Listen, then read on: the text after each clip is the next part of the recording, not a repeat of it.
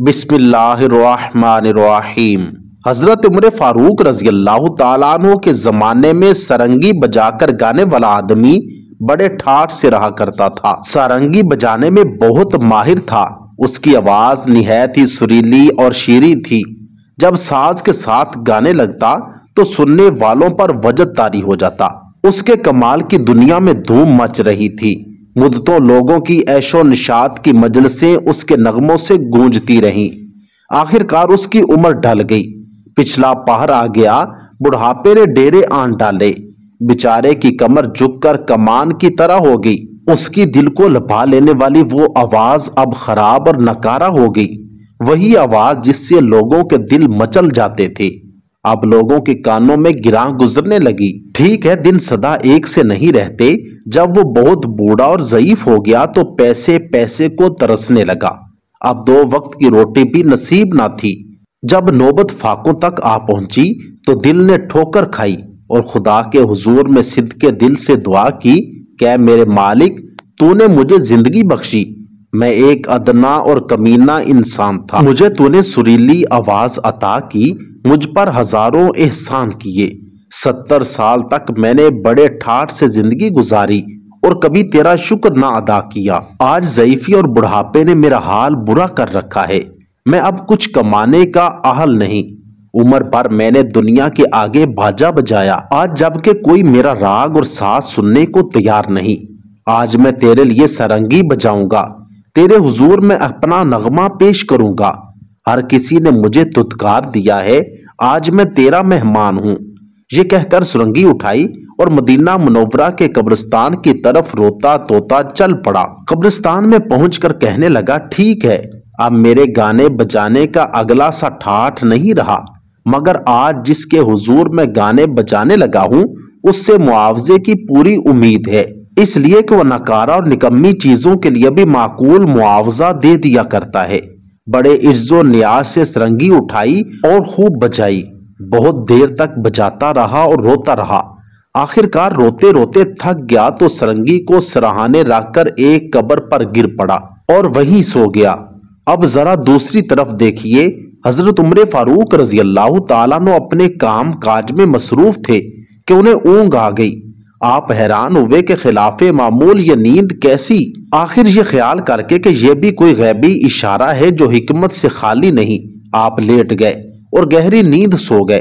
خواب میں آپ نے ایک غیبی آواز سنی کہ اے عمر، قبرستان کی طرف جاؤ، وہاں ہمارا ایک خاص اور مقبول بندہ ہے، اسے ملو اور اس کی حاجت پوری کرو۔ افلاس کے ہاتھوں تنگ آ کر اس نے ہمارا دروازہ کھٹکھٹایا ہے، بیت المال سے 700 دینار لے جاؤ، اسے دے کر معذرت کرو کہ فی الحال اسی قدر لے لو، جب یہ ختم ہو جائیں تو پھر ادھر آ جانا۔ اس آواز کی ہیبت سے حضرت عمر فاروق رضی اللہ تعالیٰ عنہ کی آنکھ کھل گئی۔ بیت المال سے 700 دینار لے کر سیدھا قبرستان کا رخ کیا۔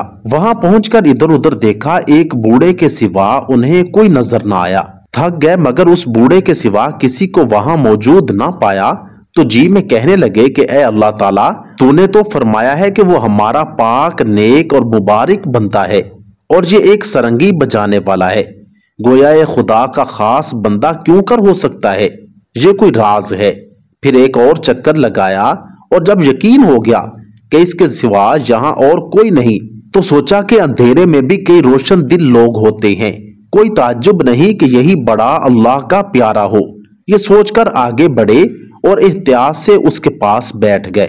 ادب کے مارے جگانا مناسب نہ سمجھا۔ اس دوران میں آپ کو چھینک آئی جس کی آواز سے بوڑھا جاگ اٹھا۔ بوڑھے نے حضرت عمر فاروق رضی اللہ تعالیٰ عنہ کو اپنے سرانے دیکھا تو اس کے اوسان خطا ہو گئے، جسم پر کپ کپی طاری ہو گئی۔ جی میں سوچا اب خیر نہیں، الٹا لینے کے دینے پڑ گئے۔ یا اللہ، تیری دہائی ہے، مجھ مسکین کو بچا لینا۔ حضرت عمر رضی اللہ تعالیٰ عنہ نے اس بوڑھے کے چہرے پر ندامت اور خوف کے آثار دیکھے تو فرمایا، مجھ سے خوف نہ کھاؤ، میں تو تمہارے لیے اللہ تعالیٰ کی طرف سے خوشخبری لے کر آیا ہوں۔ دلاسا دے کر نہایت پیار اور عزت سے اپنے پاس بٹھا کر کہا کہ اللہ تعالیٰ تجھے سلام دیتا ہے اور پوچھتا ہے کہ رنج اور غم میں تمہارا کیا حال ہے۔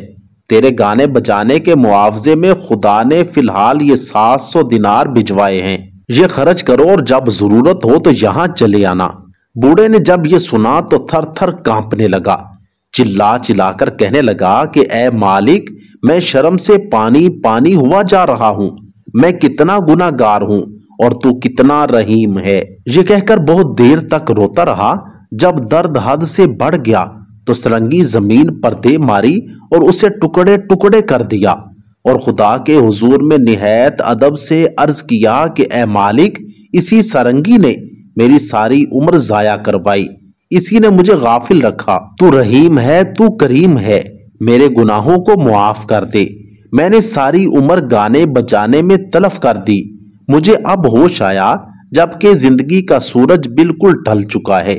وہ اسی طرح روتا جاتا اور اپنے عمر بھر کے گناہوں کو شمار کرتا جاتا تھا۔ حضرت عمر فاروق رضی اللہ تعالی عنہ نے فرمایا، اب کافی رو لیا ہے، ذرا میری طرف توجہ کرو۔ بوڑھے نے نہایت ادب سے حضرت عمر رضی اللہ تعالی عنہ کی باتیں سنی اور ان کی روحانی توجہ کا یہ اثر ہوا کہ وہ فنا فی اللہ ہو گیا۔ حضرت عروہ رضی اللہ تعالیٰ عنہ فرماتے ہیں کہ حضرت عمر فاروق رضی اللہ تعالیٰ عنہ ایک مرتبہ حضرت عبیدہ بن جراح رضی اللہ تعالیٰ عنہ کے پاس گئے تو آپ رضی اللہ تعالیٰ عنہ نے حضرت ابو عبیدہ بن جراح رضی اللہ تعالیٰ عنہ کو کجاوے کی چادر لپیٹے ہوئے دیکھا اور گھوڑے کو دانا کھلانے والے تھیلے کو انہوں نے تکیہ بنا رکھا تھا۔ آپ رضی اللہ تعالیٰ عنہ نے ان سے کہا، تمہارے ساتھیوں نے مکان اور سامان بنا لیے مگر تم نے کچھ نہیں بنایا۔ حضرت عبیدہ بن جراح رضی اللہ تعالیٰ عنہ نے کہا، اے امیر المومنین، قبر کے لیے یہی سامان کافی ہے۔ روایات میں آتا ہے کہ جب حضرت عمر فاروق رضی اللہ تعالیٰ عنہ ملک شام گئے اور آپ رضی اللہ تعالیٰ عنہ کا استقبال کیا گیا تو آپ رضی اللہ تعالیٰ عنہ نے پوچھا، میرا بھائی کہاں ہے؟ لوگوں نے پوچھا، کون سا بھائی؟ آپ رضی اللہ تعالیٰ عنہ نے فرمایا، ابو عبیدہ۔ لوگوں نے کہا، وہ ابھی کچھ دیر میں آپ کے پاس آ جائیں گے۔ پھر کافی دیر گزر گئی اور حضرت ابو عبیدہ بن جراح رضی اللہ تعالیٰ عنہ تشریف نہ لائے تو آپ رضی اللہ تعالیٰ عنہ خود ہی ان کے گھر تشریف لے گئے اور دیکھا کہ گھر میں صرف ایک تلوار اور ایک ڈھال موجود تھی۔